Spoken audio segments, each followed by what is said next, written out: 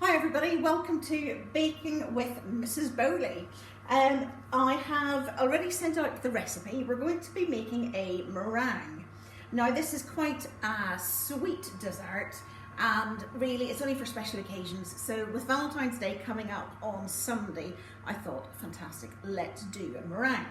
So I have got my ingredients here ready, waiting to go. I have weighed out with my scales. I've got 250 grams of caster sugar.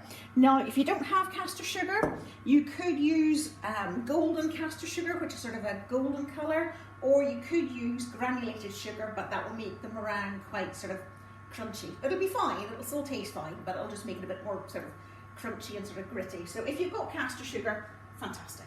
So I've already got my baking sheet here and I've lined it with greaseproof paper, and I've just used one of my plates here which I measured earlier, it's about 20 centimetres, so I've drawn around that with a pencil, so that's going to be my guide whenever it comes to piling on the meringue. So I've got my beater, this is what I use, my trusty beater, used it for years. You may have something like this, but I find that this sort of thing is much handier. So what we do first, we've got 4 eggs and we separate these into a clean bowl. Now this job may be quite tricky and you may need a grown-up to help you because you don't want to get any of the yolk in with your egg white. So it's quite tricky. Oh, goodness me, well that didn't really work. So what you do is, I'm going to fish this out using an egg shell. There we go. And that's one. I should have said that I have washed my hands. While I was waiting for my cameraman, I washed my hands and I've got my oven on at 120.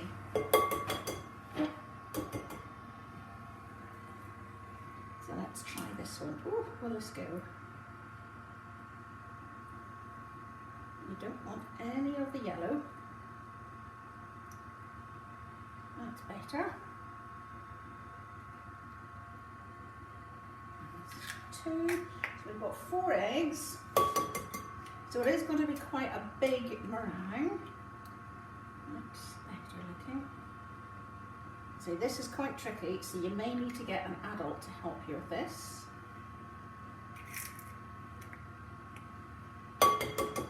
Last one.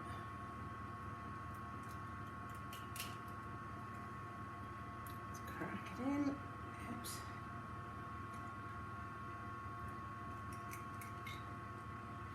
Oh, now I've broken that egg yolk, I can see. I'll pop it in there. What I would do with these egg yolks, let me just wash my hands.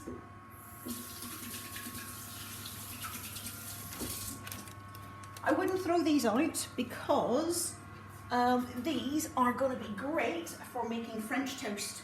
You just add a splash of milk, put them in a big bowl, add a splash of milk, salt and pepper, whisk them up a bit with a whisk, and you can make French bread or eggy toast.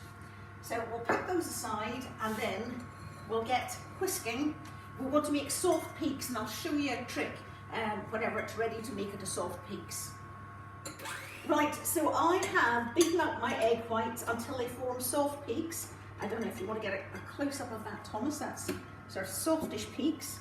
And a good trick, and it is a trick, so that you know that they're ready and to start adding the sugar is, if you turn it out, you hold it above your head and it doesn't fall out. Good trick. Could be a bit dangerous, but there we go.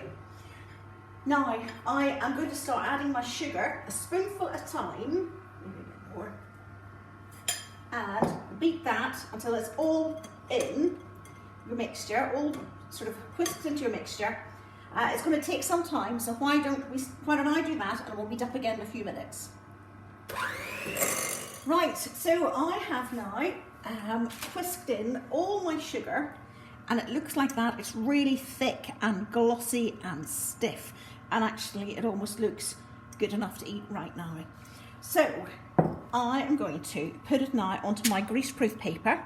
So you can either make a big one, like what I've done here, this is 20 centimetres, Or you can make sort of lots of little individual ones if you want. These are just shop bought, so they look really quite perfect.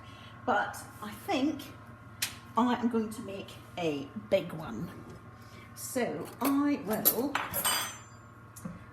get a spoon and start blobbing it around my greaseproof paper, like so. If we do the outside first, try to keep, I'm using a dessert spoon and I'm trying to keep all the sort of blobs fairly the same size so that they all cook at the same time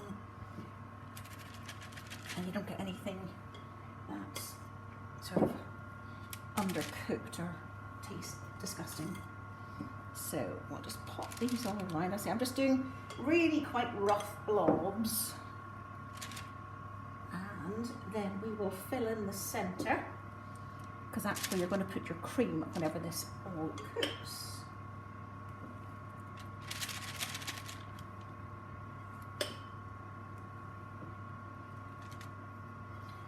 There we go, nearly done on the outside. I think these are all fairly even.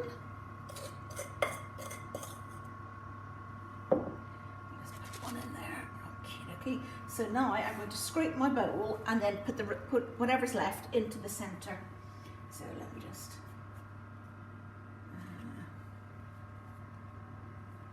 using my spatula.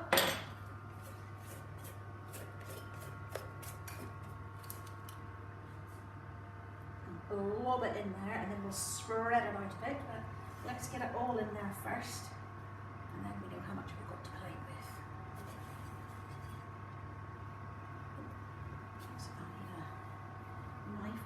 So the mixture is so sticky, but if you want to try a bit, go on ahead and do so, because it does taste really nice. It's really sweet. There is a lot of sugar in this, so this is not a dessert for every day, but special occasions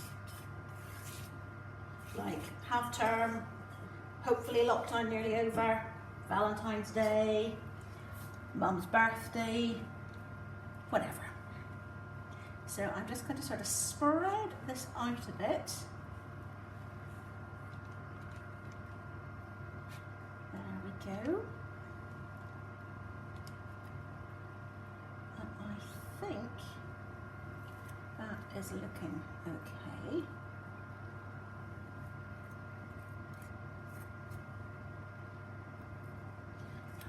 Over a little bit. Or actually, maybe I'll just leave the bowl for the cameraman to lick afterwards. That's always his treat, the cameraman. Mm-hmm. So how does that look, Thomas? Do you think that's okay? Ready to go? Yeah, I see. That looks good. Into the oven. Right, okie dokie. So I've had my oven warming. I'm going to pop it in. Top shelf. There we go, I've got my kitchen timer and I'm going to set this for 1 hour and 15 minutes. So, I'm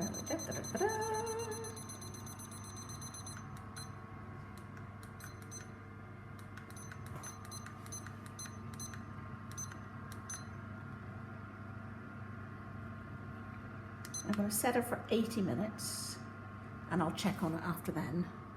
Okay, so hopefully that will be cooking away. I'll just leave that, and whenever the timer is pinged, I will turn it off, leave the door slightly open, and let the whole oven cool down, and then take the meringue out when it's really cold, and we'll touch base then.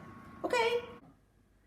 Hi again. Right, so the meringue has had 1 hour 15 minutes in the oven, and I have just turned mine off. I will let you see what mine is like. Oh, this looks quite good. This is what mine looks like. That's looking really quite delicious, if I say so myself. It doesn't matter if sort of it's cracked on the top or, you know, things like that. It doesn't really matter, because you're going to put your whipped cream and fruit on top of that, so it doesn't really matter. But what I am going to do now is my oven, I've just turned it off. I am going to put the meringue back in the oven because the oven is starting to cool down, and you want to leave your meringue in there for as long as possible until your oven cools, because that will make the meringue really crispy and really delicious. So actually what I'm going to do is, it's now 7:15 in the evening. I've turned off my oven, put the meringue back in. I'm going to leave it in there overnight. So why don't we leave it there for tonight, and I'll see you in the morning and you can see what mine's like. Hello again. Right, you join me the next day, and my pavlova has stayed, or my meringue has stayed in the oven all night. It's all night nice and cool, and it looks like this. So as you can see, it's cracked a little bit. Don't worry, that's absolutely fine.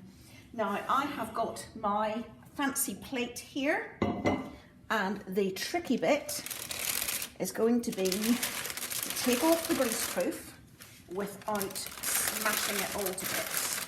Sometimes it comes away quite easily, and other times not so much.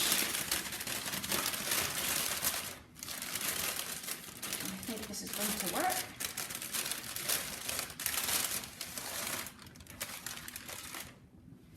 And there we have it. Bits are falling off the side, but that's not too bad. There we go. So you've now got your meringue, you want to decorate it. So I have got myself some double cream. I'm going to beat that. I'm not going to do it today because today I'm filming this and it is Thursday, and I want to have this on Sunday when it's Valentine's Day. So if I put the cream on now, it's all going to go really soggy and horrible. So basically you want to beat up your cream using your beater again. Whenever it's nice and thick, pile it all on to the centre, and then you can decorate with whatever you want. I should say, be careful that you don't overbeat your cream, otherwise it'll turn into butter and that won't be very nice. So then, once you've got your beaten cream in the centre, you can decorate with whatever you want. Now I've actually found 3 kiwis and a mango, and I think there's some grapes in the fridge, so I'm going to use those. So a matter of just cutting it all up, putting it all over. You can also decorate with some grated chocolate.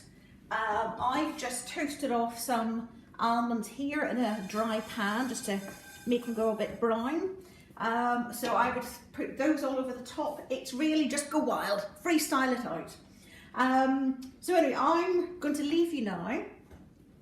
I will post something on Sunday whenever I have this, so you can see my finished pavlova or meringue, and I'd love to see yours. So if you could send your photos to media@northwoodschools.com, I'd love to see them all. Thanks very much. Bye.